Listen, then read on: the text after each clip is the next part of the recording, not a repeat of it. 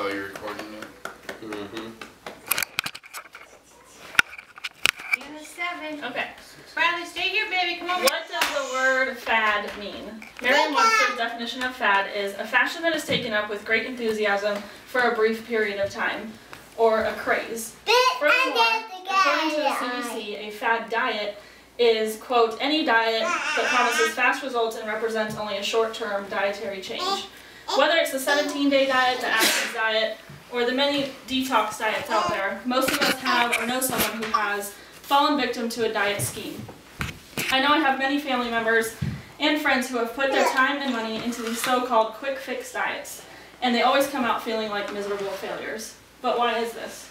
To put it simply, these ridiculously strict diets are unsustainable for the average person. Today I'm going to tell you why fad dieting is a waste of time and ultimately unhealthy. Losing weight and keeping it off requires a lifestyle change. So it's clear where I stand on the issue, but if you're like me, you probably want the evidence. It's no mystery, we're all under pressure to look our best, and fad diets appeal to anyone who wants the weight off quickly. They offer quick fixes and unrealistic results. The AAFP, or the American Academy of Family Physicians, says to watch out for the following. 1, claims that you can lose weight unreasonably quick, such as lose 30 pounds in 30 days. Number 2, claims that you can eat whatever you want and still lose weight. If it sounds too good to be true, it probably is. Like the Hollywood cookie diet, where you eat cookies all day. I mean, that makes no sense. Number 3, any diet that limits certain types of food you can eat. You need all of the food groups. That's why they're there. My mom has always been a huge fan of the detoxing and juicing for several days at a time. And she always falls off of it and then gains weight back because it's unsustainable for her. So, you know, juicing, detoxing, if you want to do it as like a cleanse, sure, go ahead, whatever. But ultimately, it's unhealthy in the long run. You need food to fuel your body. According to the CDC, quote, such diets limit your nutritional intake, can be unhealthy, and tend to fail in the long run. A video from the Dr. Oz show, dietitian Samantha Heller states that drastic diets can lead to health problems such as cognitive decline, dehydration, gallstones, and even heart problems. Although I don't fad diet, I can tell when I'm not getting the nutrients I need, especially when I'm doing vigorous exercise, like when I did Insanity for 2 months.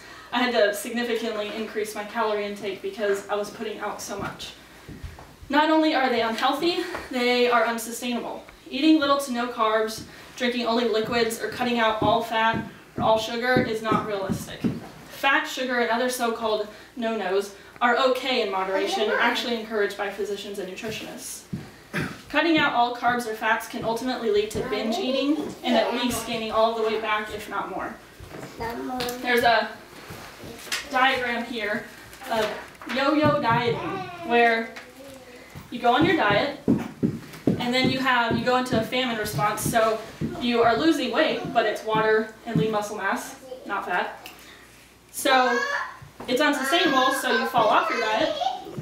Then you go into feast response, so you binge eat, gain all your weight back, if not more, and then you repeat the cycle, and it just goes on and on and on because nobody wants to change their lifestyle. So, what does it take to lose the weight and keep it off?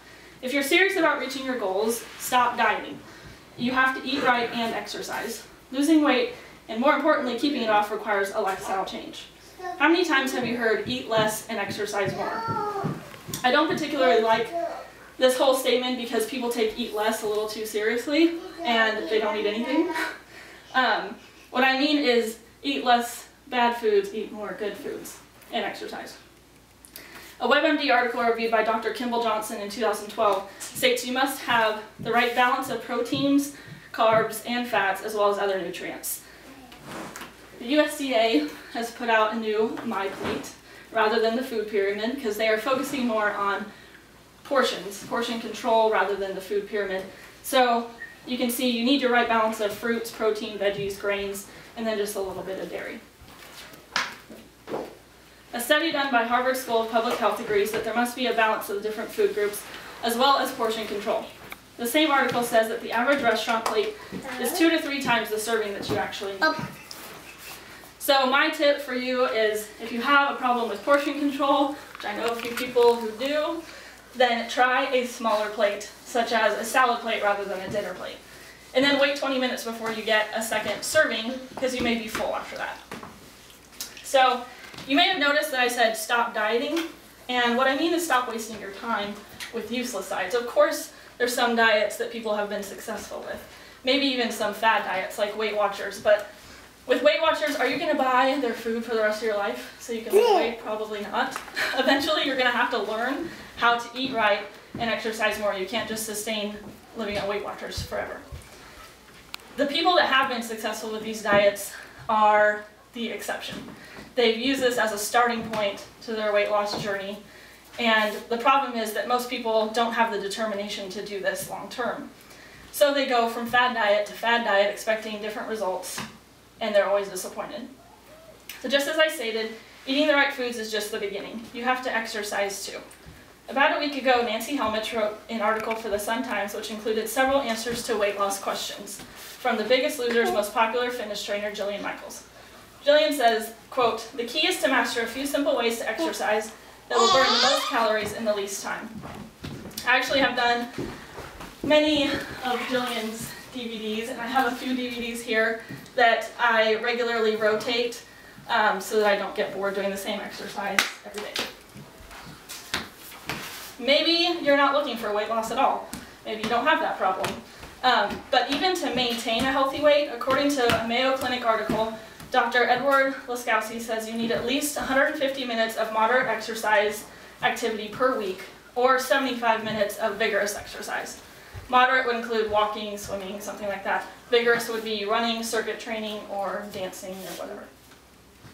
Just remember, the most important thing is to get some sort of exercise in as often as you can. In summary, watch out for unrealistic fad diets. Losing weight is so much more than eating the right foods. Losing weight and keeping it off requires a huge lifestyle change. Do not waste another second of your time on fad diets that promise you drastic results in a short amount of time. Remember that being skinny does not mean you're healthy. Eat healthier, exercise more, and set realistic goals for yourself. Reaching your goals requires hard work. We all have busy lives, but don't let that be an excuse to ignore your health. Make some time to exercise every week, but most importantly, make some time to focus on you.